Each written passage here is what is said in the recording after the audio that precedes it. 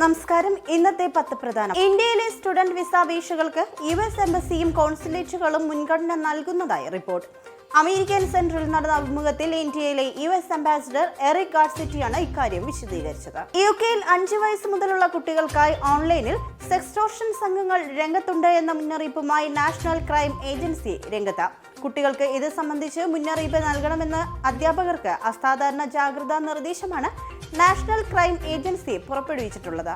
UK-യിൽ നഴ്സായി ജോലി ലഭിച്ചതിനെ തുടർന്ന് വിമാനം കയറുവാൻ നെടുമ്പാശ്ശേരിയിലെത്തി ചെക്ക് ഇൻ നടപടികൾക്കായി നിൽക്കവെ കുഴഞ്ഞു വീണ പെൺകുട്ടി ചികിത്സയിലിരിക്കെ മരിച്ചു.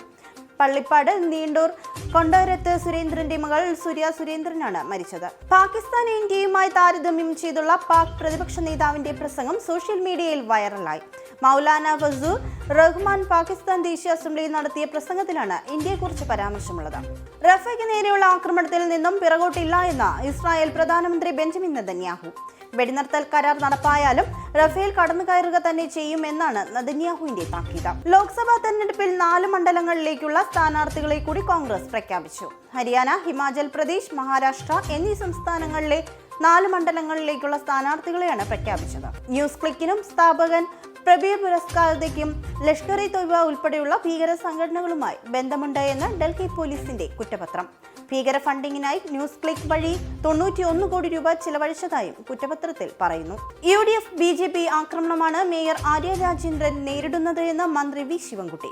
ഒരു വിഭാഗം മാധ്യമങ്ങളും ഇതിനൊപ്പം ഉണ്ട് എന്നും അദ്ദേഹം കൂട്ടിച്ചേർത്തു. കേരളത്തിൽ ഡ്രൈവിംഗ് ലൈസൻസ് പരീക്ഷ പരിഷ്കരണം വ്യാഴാഴ്ച മുതൽ നടപ്പാക്കും. കാറുകളും മറ്റ് ചെറിയ വാഹനങ്ങളും ഉൾപ്പെടുന്ന ലൈറ്റ് മോട്ടോർ വാഹനങ്ങൾക്കാണ് ഡ്രൈവിംഗ് ടെസ്റ്റ് പരിഷ്കരണം കൊണ്ടുവന്നത്.